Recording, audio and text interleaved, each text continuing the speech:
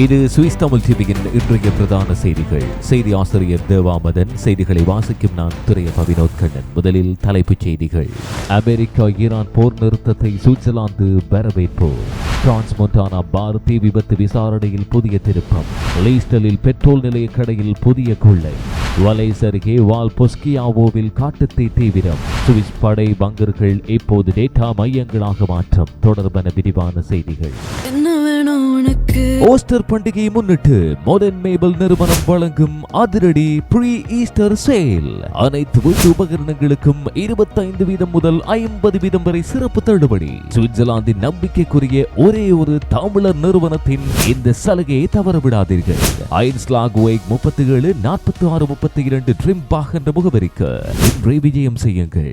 சுவிட்சர்லாந்தில் சாலை பாதுகாப்பை மேம்படுத்தும் நோக்கில் மத்திய சாலை அலுவலகமான ஆஸ்ட்ரா முக்கிய நடவடிக்கைகளை திட்டமிட்டுள்ளது. இந்த அமைப்பு நாடு முழுவதும் சுமார் 950க்கும் மேற்பட்ட அதிக விபத்துகள் இடம்பெறும் இடங்களை அடையாளம் கண்டுள்ளது. அவற்றில் சில பகுதிகள் மிகவும் ஆபத்தானவையாக கருதப்படுகின்றன. முதற்கட்டமாக சூரிச் கண்டோனில் உள்ள வாங்கன் ப்ரூட்டிசலன் பகுதி, வைனிங்கனில் அமைந்துள்ள கோப்ரிஸ் நுழைவாயில் மற்றும் சொலத்தோன் கண்டோனில் உள்ள ஏகர்கிங்கன் நெடுஞ்சாலை சந்திப்பு ஆகிய 3 முக்கிய இடங்களில் பாதுகாப்பு மேம்படுத்தப்பட உள்ளது. இவற்றில் குறிப்பாக வாங்கன் வெளியேறும் சாலை பகுதி மிகுந்த ஆபத்தானதாக குறிப்பிடப்பட்டுள்ளது. அங்கு அடிக்கடி பின்புறமாக மோதிய விபத்துகள் இடம்பெறுவது பதிவாகியுள்ளது. அதிக போக்குவரத்து நெரிசலும் திடீர் வேக மாற்றங்களும் இதற்கு காரணங்களாக கூறப்படுகின்றன. இதனை தீர்க்கும் வகையில் 2028ஆம் ஆண்டிலிருந்து அவசர நிறுத்த பாதைகள் வழக்கமான போக்குவரத்து பாதைகளாக மாற்றப்படும் திட்டம் அறிவிக்கப்பட்டுள்ளது. இதன் மூலம் வாகன ஓட்டுநர்களுக்கு கூடுதல் இடவசதி கிடைத்து விபத்துகள் குறையும் என எதிர்பார்க்கப்படுகிறது. சுவிட்சர்லாந்தில் சாலை பாதுகாப்பானது பொதுவாக உயர்ந்த தரத்தில் இருந்தாலும் குறிப்பிட்ட சில நெரிசலான நெடுஞ்சாலை சந்திப்புகளில் விபத்துகள் அதிகமாக இடம்பெறுவது அதிகாரிகளுக்கு கவலை அளித்து வருகிறது. இதனால் எதிர்காலத்தில் மேலும் பல ஆபத்தான பகுதிகளில் பாதுகாப்பு நடவடிக்கைகள் விரிவுபடுத்தப்பட வாய்ப்புள்ளதாகவும் கூறப்படுகிறது.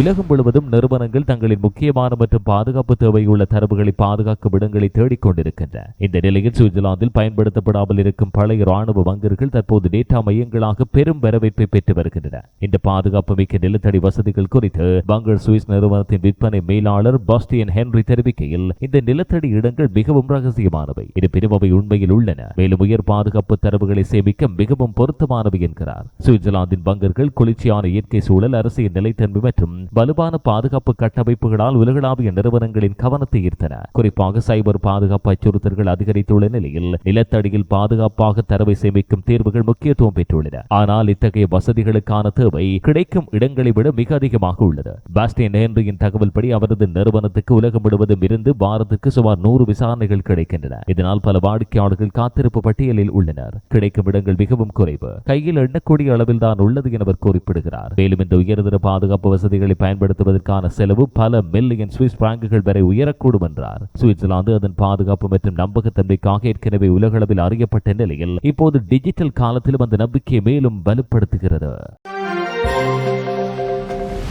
சுவிட்சர்லாந்தின் பாசல் லண்ட்ஷாஃப்ட் கண்டோனில் உள்ள லீஸ்டல் பகுதியில் அமைந்துள்ள ரைன்ஸ்ட்ராஸ் வீதியில் உள்ள ஒரு பெட்ரோல் நிலைய கடையில் கடந்த ஏப்ரல் 7ஆம் தேதி இரவு சுமார் 8:30 அளவில் ஆயுதத்தோடு கொள்ளை சம்பவம் நேர்ந்தது. இந்த சம்பவத்தில் அடையாளம் தெரியாத நபர் பணத்தை பறித்து சென்றதோடு யாரும் காயமடையவில்லை என அதிகாரிகள் தெரிவித்தனர். சம்பவம் தொடர்பில் கண்டோன்ஸ் போலீசாய் பாசல் லண்ட்ஷாஃப்ட் பொதுமக்களிடம் தகவல் கோரியது. போலீசாரின் ஆரம்ப விசாரணைகளின்படி குற்றவாளி கடை பணியாளரை ஊழியர் நுழைவாயிலில் காத்திருந்து பின்னர் கத்தியோடு மிரட்டி கடைக்குள் நுழைய வற்புறுத்தியுள்ளார். அதன் பிறகு கடைக்குள் சென்று பணத்தை ஒப்படைக்கும்படி கோரினார். கொள்ளையை தொடர்ந்து குற்றவாளி கால்நடையாகவே தெரியாத திசையில் தப்பிச் சென்றுள்ளார். சந்தேக நபர் சுமார் 180 சென்டிமீட்டர் உயரமுள்ளவராக விவரிக்கப்படுகிறார். அவர் கருப்பு நிற ஸ்வெட்டர், இருண்ட நீல ஜீன்ஸ் மற்றும் கருப்பு முகமூடி அணிந்திருந்ததாகவும் முறையாக இல்லாத ஜெர்மன் மொழியில் பேசினார் என்றும் போலீசார் தெரிவித்தனர். இந்த சம்பவம் தொடர்பில் ஏதேனும் தகவல் தெரிந்தவர்கள் உடனடியாக போலீசை தொடர்பு கொள்ளுமாறும் கேட்டுக் கொள்ளப்படுகிறது.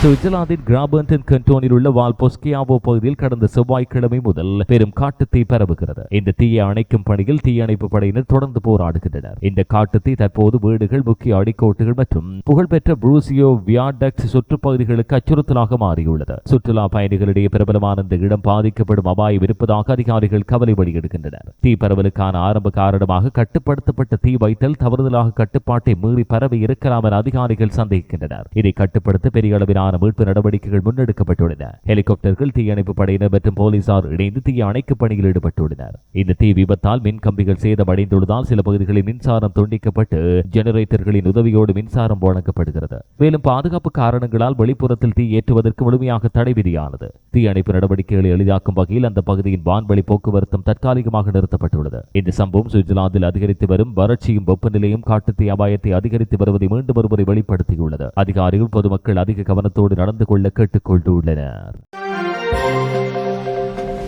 சுவிட்சர்லாந்தின் கிரான்ஸ்மொன்டானா பகுதியில் இடம்பெற்ற பார் தீ விபத்து தொடர்பான விசாரணையில் புதிய முன்னேற்றம் ஏற்பட்டுள்ளது. விசாரணைக்காக அழைக்கப்பட்ட முன்னாள் நகராட்சி ஊழியர் ஒருவர் கேள்விகளுக்கு பதிலளிக்க மறுத்ததால் விசாரணை எதிர்பாராத வகையில் மாற்றம் கண்டுள்ளது. வழக்கறிஞர்கள் மற்றும் அதிகாரிகள் வழங்கிய தகவலின்படி அந்த நபர் தனது மௌனமாக இருப்பதற்கான சட்ட உரிமையை பயன்படுத்தியுள்ளார். இதனால் விசாரணை அமர்வு முன்கூட்டியே நிறுத்தப்பட வேண்டிய நிலை ஏற்பட்டதாக குற்றப்புலனாய்வு தரப்பினர் தெரிவித்தனர். இந்த நடவடிக்கை குறித்து பாதிக்கப்பட்டவர்களின் குடும்பங்களை பிரதிநிதித்துவப்படுத்தும் வழக்கறிஞர்கள் கடும் எதிர்ப்பை வெளியிட்டனர். பல குடும்பங்களின் உண்மையை அறிய முயற்சித்து வரும் நிலையில் இந்த மௌனம் விசாரணைக்கு தடையாக இருப்பதாக அவர்கள் குற்றம் சாட்டினர். ஒருவராவது அந்த முன்னாள் ஊழியரின் செயற்பாட்டை பயங்கரவாதமானது என கடுமையாக விமர்சித்தார். மேலும் கேள்விகளுக்கு பதிலளிக்க மறுத்த அந்த நபர் முன்னதாக தீ பாதுகாப்பு தொடர்பான பணிகளில் ஈடுபட்டிருந்ததாக தகவல்கள் தெரிவிக்கின்றன. இதனால் சம்பவம் தொடர்பில் அவரிடம் முக்கியமான தகவல்கள் இருக்கக்கூடும் என்ற சந்தேகமும் எழுந்துள்ளது. இந்த வழக்கு சுவிட்சர்லாந்தில் பொதுமக்கள் பாதுகாப்பு மற்றும் தீ பாதுகாப்பு விதிமுறைகள் குறித்து மீண்டும் கவனம் திரும்பியுள்ளது. அதிகாரிகள் விசாரணையை தொடர்ந்து முன்னெடுத்து சம்பவத்தின் முழு உண்மையை வெளிச்சமிட்டு காட்டுவோம் என உறுதியளித்தனர்.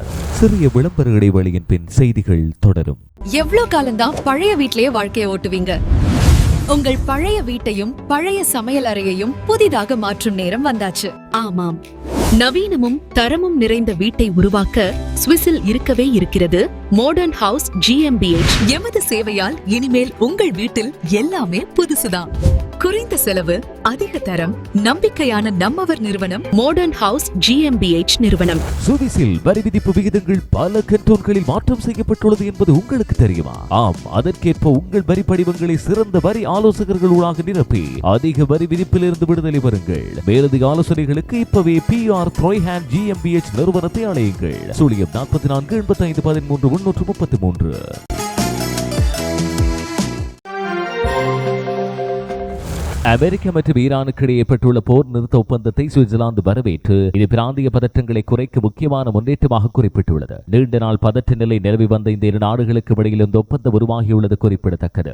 சுவிட்சர்லாந்தின் வெளிவிவகார அமைச்சகம் தெரிவிக்கையில் இரு தரப்புகளோடும் தொடர்ந்து தொடர்பில் இருந்து வருகிறோம் என்றும் தேவையானால் மேலும் தூதரக முயற்சிகளுக்கு ஆதரவளிக்க தயாராக உள்ளோம் என்றும் கூறியுள்ளது. சுவிட்சர்லாந்து வழக்கமாக நடுநிலையான நாடாக இருந்து சர்வதேச விவகாரங்களில் பேச்சுவார்த்தைகளை முன்னெடுக்க உதவும் பாலமாக செயல்படுகிறது. இந்த போர் நிறுத்த ஒப்பந்தம் மூலம் சுமார் ஒரு மாத காலமாக மூடப்பட்டிருந்த சுவிஸ் எம்பசியின் தெஹ்ரான் மீண்டும் திறக்கப்படும் வாய்ப்பும் உருவானது. பாதுகாப்பு காரணங்களால் அது தற்காலிகமாக மூடப்பட்டுள்ளது. மேலும் அமெரிக்கா மற்றும் ஈரானுக்கு இடையில் நேரடி தூதரக உறவுகள் இல்லாத நிலையில் சுவிட்சர்லாந்து முக்கிய இடைநிலையராக செயல்படுகிறது. யுனைடெட் ஸ்டேட்ஸின் நலன்களை ஈரான் நாட்டில் பிரதிநிதித்துவப்படுத்தும் பொறுப்பையும் சுவிட்சர்லாந்து வகிக்கிறது. இதன் மூலம் இரு நாடுகளுக்கு இடையிலான தொடர்புகளை பராமரிக்க முக்கிய வாயிலாகவும் அது செயல்படுகிறது. இந்த புதிய முன்னேற்றம் மத்திய கிழக்கு பகுதியில் அமைதியை நிலைநிறுத்தும் முயற்சிகளுக்கு ஒரு நல்ல அறிகுறியாகும். பல தலைமுறைகளாக சுவிட்சர்லாந்து மக்களின் உணவு மேசையில் இடம் பிடித்திருக்கும் அரோமெட் தற்போது நாட்டின் அடையாளத்தோடு இணைந்து ஒரு சின்னமாகவே கருதப்படுகிறது. ஆனால் இந்த பிரபல உணவுப் பொருளின் சுவிஸ் தன்மை மெதுவாக குறைந்து வருகிறது. இப்போது நோர் தயாரிக்கும் அரோமெட் யூனிலிவர் நிறுவனத்தின் கீழ் உள்ளது. இருந்தபோதிலும் இதுவரை இது சுவிட்சர்லாந்தின் ஷப்ஹவுசன் கண்டோனில் உள்ள தாய்க்கன் பகுதியில் தயாரிக்கப்பட்டது. ஆனால் யூனிலிவரின் உணவு பிரிவும் மெக்கார்மிக் அண்ட் கம்பெனி நிறுவனமும் இணையும் திட்டம் குறித்த தகவல்கள் வெளியான நிலையில் அரோமெட் தயாரிப்பு சுவிட்சர்லாந்து விட்டு வெளியே மாற்றப்படக்கூடும் என்ற அச்சம் எழுந்துள்ளது. இது நிகழ்ந்தால் தாய்க்கன் பகுதியில் பணிபுரியும் சுமார் 180 பணியாளர்கள் வேலைகளுக்கு அபாயம் உள்ளது. இந்த நிலையில் அரோமெட் பிலாங்ஸ் டு சுவிட்சர்லாந்து என்ற பெயரில் ஒரு மனு தொடங்கப்பட்டுள்ளது. அரோமெட் தயாரிப்பை வெளிநாட்டுக்கு மாற்றுவதை தடுக்க 10,000 கையெழுத்துக்களை சேகரிக்கவே இந்த முயற்சியாகும். சுவிட்சர்லாந்தில் உள்ளூர் தயாரிப்புகளையும் வேலை வாய்ப்புகளையும் பாதுகாக்க வேண்டும் என்ற உணர்வு வலுத்து வரும் சூழலில் இந்த மனு பொதுமக்களிடையே நல்ல ஆதரவை பெறும் என எதிர்பார்க்கப்படுகிறது. சுவிட்சர்லாந்தை சேர்ந்த சாரி ஏர்லைன்ஸ் நிறுவனம் கோடை காலத்தை முன்னிட்டு ஸ்பெயினுக்கு புதிய விமான சேவை அறிமுகப்படுத்தியுள்ளது. பெரிய விமான நிறுவனங்களான சுவிஸ் மற்றும் ஏர்லுயிஸ் ஏர் அளவுக்கு பரவலாக அறியப்படாதிருந்தாலும் சாரி ஏர்லைன்ஸ் ஐரோப்பா மற்றும் வட அமெரிக்காவின் பல பிரபல சுற்றுலா இடங்களுக்கு சேவைகளை வழங்குகிறது. புதிய திட்டத்தின் ஒரு பகுதியாக ஏப்ரல் மற்றும் மே மாதங்களிலும் பின்னர் செப்டம்பர் மற்றும் அக்டோபர் மாதங்களிலும் பெர்ன் நகரில் இருந்து ஸ்பெயினின் அந்தலூசியா பிராந்தியத்தில் உள்ள ஜெரஸ் டி லா ஃபொரென்டரா நகரத்துக்கு சார்ட்டர் விமான சேவைகள் தொடங்கப்படும். இந்த புதிய சேவை கோடை விடுமுறைகளை ஸ்பெயினில் கழிக்க விரும்பும் சுவிஸ் பயணிகளுக்கு பயணிகளுக்கு மேலும் ஒரு வசதியான தேர்வாகும். குறிப்பாக அந்தலூசியா பகுதி அதன் கலாச்சாரம், பாரம்பரியம் மற்றும் வெப்பமான காலநிலை காரணமாக சுற்றுலா பயணிகளிடம் பிரபலமானது. சுவிட்சர்லாந்திலிருந்து நேரடி விமான இணைப்புகள் அதிகரித்து வருவது சுற்றுலாத்துறையின் மீளுருவாக்கத்தையும் பயண விருப்பங்களின் விரிவையும் காட்டுவதாக விமானத்துறை நிபுணர்கள் கருதுகின்றனர். சுவிட்சர்லாந்து மத்திய புள்ளி விவர அலுவலகம் BFS வெளியிட்ட சமீபத்திய ஆய்வு நாட்டின் நகரங்கள் மற்றும் நகராட்சிகளில் வேலைக்கென தினசரி பயணம் செய்யும் மக்களின் நிலையை வெளிச்சமிட்டு காட்டியது. இந்த ஆய்வில் குறிப்பாக ஒரு நகரத்திற்கு வெளியிலிருந்து வந்து வேலை செய்வோரின் அளவை அளக்கும் நெட் கம்ப்யூட்டிங் ரேட் முக்கியமாக பகுப்பாய்வு செய்யப்பட்டுள்ளது. இந்த பட்டியலில் சுவிட்சர்லாந்து மிகப்பெரிய நகரமான சூரிச் மிக அதிகமான கம்ப்யூட்டர் எண்ணிக்கையோடு முதலிடத்தை பிடித்தது. தினமும் சுமார் 1,48,000 பேர் வேலைக்கென சூரிச் நகருக்கு வருவது குறிப்பிடத்தக்கது. அதைத் தொடர்ந்து பெர்ன், பாசல், ஜெனீவா மற்றும் லவுசான் ஆகிய நகரங்கள் அடுத்தடுத்த இடங்களில் உள்ளன. ஆனால் மக்கள் தொகைக்கு ஒப்பிடும்போது சிறிய நகராட்சிகள் முன்னணியில் இருப்பது இந்த ஆய்வில் தெரிய வந்தது. குறிப்பாக பெரிய தொழில்துறை நிறுவனங்கள் மற்றும் சர்வதேச அமைப்புகள் உள்ள இடங்களில் வெளிநகரங்களிலிருந்து வருவோர் எண்ணிக்கை அதிகமாக உள்ளது. அந்த வகையில் வலேஸ் கண்டோனில் அமைந்துள்ள வெஸ்ட் நகரம் முன்னணியில் உள்ளது. இங்கு செயற்படும் லோன்சா மருந்து நிறுவனம் மூலம் அதிக அளவில் பணியாளர்கள் வெளியிலிருந்து வருகின்றனர். அதைத் தொடர்ந்து குளோட்டன் நகரம் உள்ளது. இங்கு சூரிச் விமான நிலையம் அமைந்துள்ளதால் வேலைக்கென தினசரி பயணிகள் அதிகம். மேலும் போர்ட் கண்டோனில் உள்ள எக்யூப்லன்ஸ் நகரமும் குறிப்பிடத்தக்க இடத்தை பெற்றது. இங்கு அமைந்துள்ள EPFL பல்கலைக்கழகம் மூலம் மாணவர்கள் மற்றும் பணியாளர்கள் அதிக அளவில் வருகின்றனர். இந்த ஆய்வு சுவிட்சர்லாந்தில் வேலை வாய்ப்புகள் சில முக்கிய நகரங்கள் மற்றும் தொழில்துறை மையங்களில் மையப்படுத்தப்பட்டுள்ளதை தெளிவாக உணர்த்துகிறது. இதனால் தினசரி பயணம் பலரின் வாழ்க்கையில் தவிர்க்க முடியாத ஒன்றாக மாறியுள்ளது. சுவிட்சர்லாந்தில் கடந்த சில மாதங்களாக பல துறைகளில் பணி நீக்கம் இடம்பெற்றாலும் வேலை இழப்பு விகிதம் சிறிய அளவில் குறைந்துள்ளது. மார்ச் மாத நிலவரப்படி வேலை இழப்பு விகிதம் 3.1% பதிவானது. இது முந்தைய 2 மாதங்களோடு ஒப்பிடுகையில் 0.1% குறைவு. இதனோடு இணைந்து வேலை வாய்ப்புகளின் எண்ணிக்கையும் 1.4% உயர்ந்துள்ளதாக பொருளாதார விவகாரங்களுக்கான அமைச்சகம் வெளியிட்ட சமீபத்திய தரவுகள் தெரிவிக்கின்றன. இதன் மூலம் வேலை சந்தையில் இன்னும் ஒரு நிலைத்தன்மை காணப்படுவதாக அதிகாரிகள் தெரிவிக்கின்றனர். சுவிட்சர்லாந்தின் இந்த வேலை இழப்பு விகிதமானது ஐரோப்பிய ஒன்றியத்தின் சராசரி விகிதத்தை விட மிகவும் குறைவாக உள்ளது. தற்போது ஐரோப்பிய ஒன்றியத்தில் வேலை இழப்பு விகிதம் 6.1% ஆகும். பொருளாதார சவால்கள் இருந்த போதிலும் சுவிட்சர்லாந்தின் தொழிலாளர் சந்தை ஒப்பீட்டளவில் வலுவாகவே நீடித்து வருகிறது. இது நாட்டின் பொருளாதார நிலைத்தன்மையையும் வேலைவாய்ப்பு சூழலை உறுதிப்படுத்தும் ஒரு நல்ல அறிகுறியாகும். இந்த அளவோடு சுவிஸ் தமிழ் டிவியின் இன்றைய பிரதான செய்திகள் நிறைவுக்கு வருகின்றன. இதுபோன்ற மேலதிக செய்திகளை பார்வையிட எங்களுடைய இணையதளமான swissthamil24.com அணுகுங்கள். வணக்கம்.